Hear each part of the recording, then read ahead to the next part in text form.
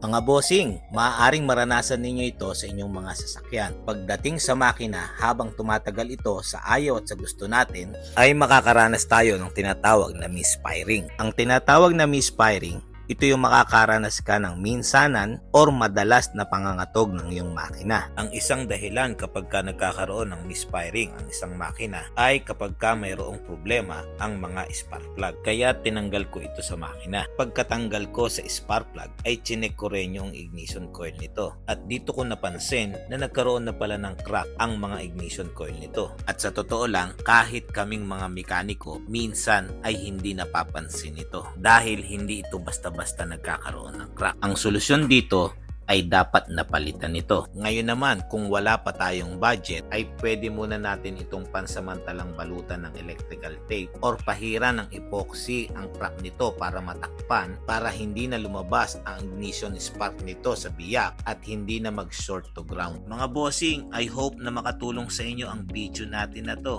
At kung nakatulong sa inyo, please don't forget to subscribe our channel and click the notification bell para ma-update ko pa kayo sa mga new videos na gagawin natin. Mga bossing, once again, salamat sa inyong suporta. Hanggang sa muling pagkikita. God bless!